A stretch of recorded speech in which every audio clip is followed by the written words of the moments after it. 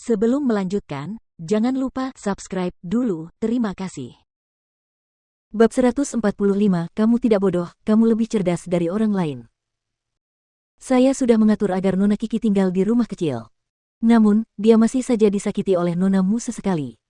Pernah suatu kali, karena dia menginginkan hasil ujian Nona Kiki yang luar biasa, dia berencana untuk menukar hasil ujian mereka. Kejadian itu sudah diberitakan di berita, jadi saya tidak akan menjelaskannya secara rinci. Nona Mu, dia terus mengatakan bahwa Nona Kiki menjebaknya. Namun, sebenarnya, dari keluargamu hingga keluarga Sen, dialah yang berpura-pura menjadi orang yang menyedihkan dan simpatik.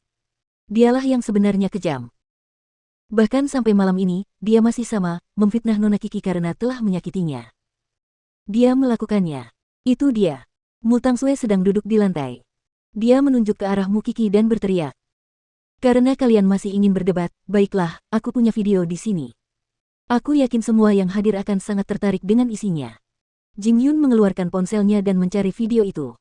Kemudian, dia memutarnya dan menunjukkannya kepada orang banyak.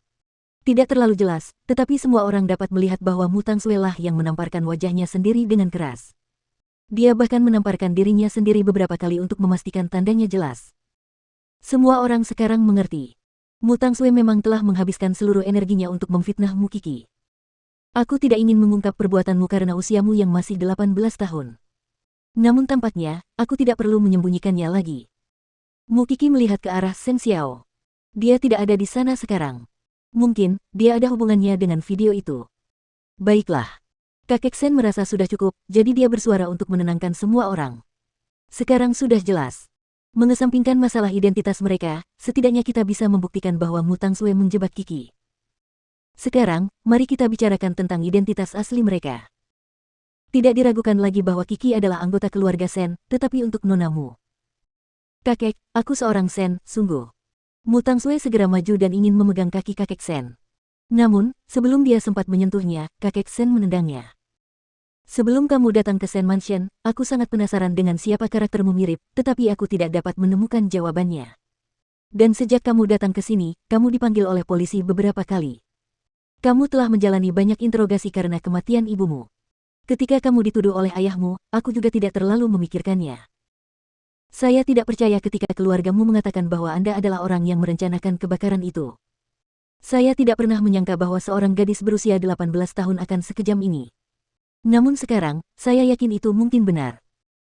Apakah Kiki melakukan sesuatu yang menyedihkan kepadamu sampai-sampai kamu ingin menjebaknya seperti ini? Mu Tangsue berbaring di lantai dengan tenang, membiarkan orang-orang mengejeknya. Ya Tuhan! Kejam sekali gadis ini, menjebak saudara perempuannya, bahkan membunuh nenek dan ibunya. Dia benar-benar mengerikan, bukan?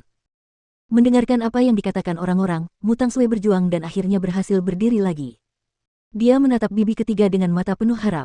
Bibi ketiga, bantu aku. Katakan sesuatu untukku. Aku tidak pernah menyangka kalau kamu bukan seorang Sen. Bibi ketiga jelas sudah mundur dari pertempuran. Apakah aku tidak berharga bagimu saat aku bukan seorang Sen? Mu Tangsue bertanya. Haruskah aku diinjak-injak olehmu saat aku bukan seorang Sen?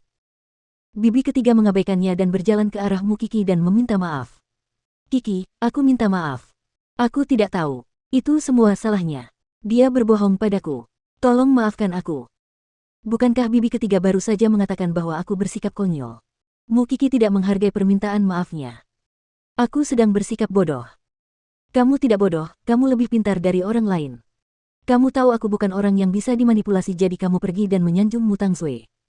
Tapi kamu tidak menyangka bahwa Mu Tangsue bukan seorang Sen. Apakah aku benar? Mu Kiki menyeringai dan bertanya pada bibi ketiga. Melihat ini, bibi kedua tidak bisa menahan senyumnya.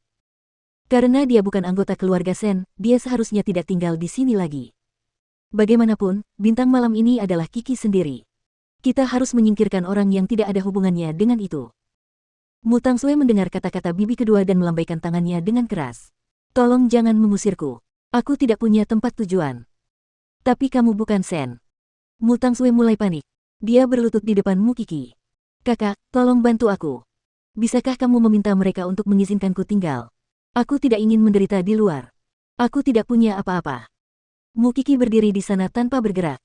Dia berpikir sejenak dan menundukkan kepalanya, menatap Mu Tangsue dan berkata, kamu bukan seorang Sen. Kamu bisa berpura-pura menjadi aku. Kamu bisa menjadikan aku pembantumu. Aku bisa melakukan apa saja asalkan kamu mengizinkanku tinggal. Kamu seharusnya pergi ke keluargamu dan memohon pada kakekmu daripada memohon pada kami di sini. Mungkin dia akan mengizinkanmu tinggal bersamanya karena kamu adalah darah dagingnya. Mukiki mengangkat dagunya dan berkata dengan dingin, Mu Tangsui, kamulah yang menyebabkan ini. Kamu tidak bisa menyalahkan siapapun. Meskipun hukum tidak bisa membuatmu membayar kejahatanmu atas kematian ibu. Namun apa yang terjadi hari ini adalah hukumanmu. Mukiki membisikkan kalimat terakhir ke telinga Mu Tangsui. Jadi, tidak ada yang mendengarnya. Singkirkan dia. Kakek Sen tidak tahan lagi dengan akting Mu Tangsui dan memerintahkan. Keluarga Sen senang melakukannya, terutama bibi kedua.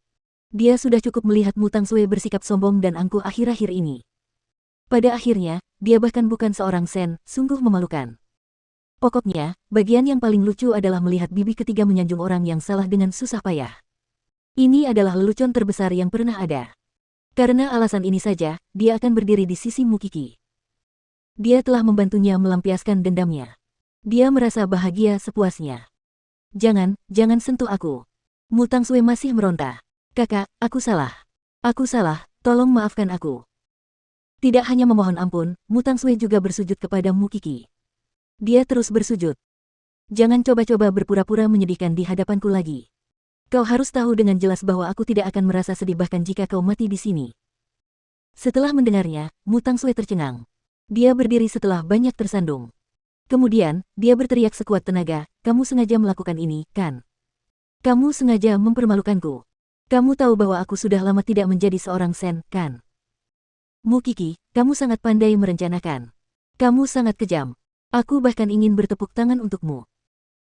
Sekarang, aku bahkan curiga kau sengaja membuatku berpikir bahwa aku adalah seorang Sen dan membuatku memutuskan hubungan dengan keluargamu. Kau ingin membuatku kehilangan segalanya, bukan? Kamu terlalu serius dengan dirimu sendiri. Hahaha, apa pentingnya semua kekayaan dan menjadi wanita kaya? Sekarang, semua itu hanya seperti awan asap yang menghilang begitu saja. Bahkan tidak sampai di situ, dia menjadi bahan tertawaan semua orang. Apa yang kamu lihat? Apa yang ingin kamu lihat? Apakah itu lucu bagimu? Percayalah, aku bisa mencungkil matamu sekarang. Mukiki, keinginanmu telah dikabulkan. Mulai sekarang, aku harus keluar dan mengemis untuk makan. Tapi aku tidak menyesal telah menjebakmu sebagai orang yang membunuh nenek. Karena kau seorang pelacur. Mukiki terkekeh. Apakah menurutmu ini sudah berakhir? Tidak. Kamu masih belum menyerah karena kamu belum merasakan sakit yang sebenarnya.